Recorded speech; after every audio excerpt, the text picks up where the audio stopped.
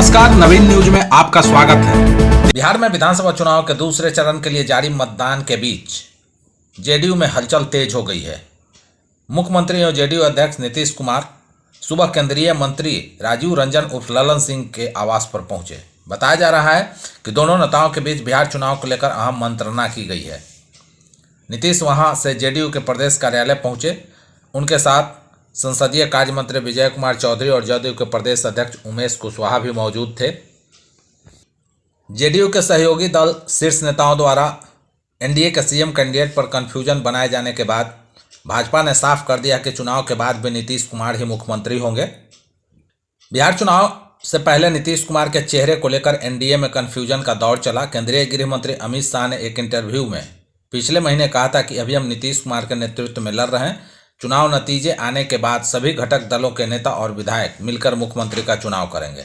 शाह के इस बयान के बाद नीतीश के सीएम फेस होने पर संशय मंडरा गया और सियासी गलियारों में चर्चाओं का दौर शुरू हो गया। फिर जेडीयू के पूर्व अध्यक्ष ललन सिंह ने अमित शाह के सुर में सुर मिलाया। केंद्रीय मंत्री ने कहा था कि शाह के बयान को तोड़ मरोड़ कर पेश किया जा रहा है।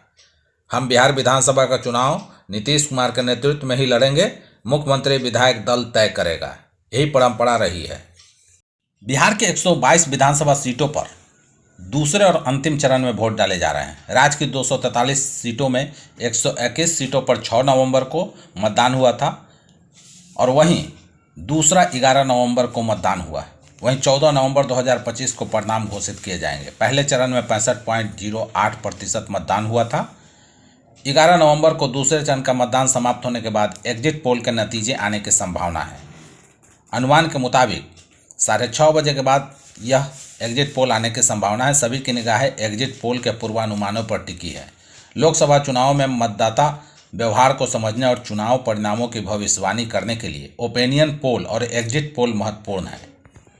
ओपिनियन पोल चुनाव से काफ़ी पहले जनता के मतदान के इरादे का आकलन करने के लिए किए जाते हैं। मीडिया संस्थान, रिसर्च फर्म और शैक्षणिक संस्थान आमतौर पर ये सर्वे करते हैं। एग्जिट पोल ये चुनाव के दिन मतदाताओं के मतदान केंद्र से निकलने के तुरंत बाद आयोजित किए जाते हैं। ये सर्वे मतदाताओं से पूछते हैं कि उन्होंने किसे वोट किया, जिससे चुनाव परिणामों का जनमत सर्वे के तुलना में ज़्यादा सटीक पूर्वानुमान मिलता है। बिहार में पिछले कुछ दिनों से पछुआ हवा का असर लगातार जारी है, जिसके कारण राज्य के कई जिलों में तापमान में उतार चढ़ाव देखा जा रहा है। पहाड़ों पर हो रही बर्फबारी से सुबह और रात के समय ठंडक और बढ़ गई है।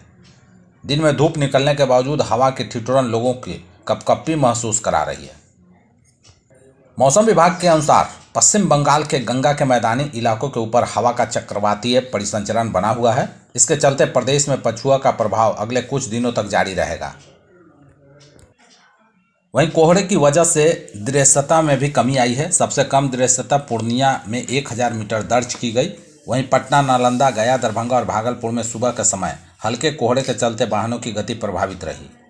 मौसम विभाग के माने तो आने वाले 3 से 4 दिनों तक सुबह के समय में हल्के से मध्यम कोहरे की स्थिति बनी रहेगी।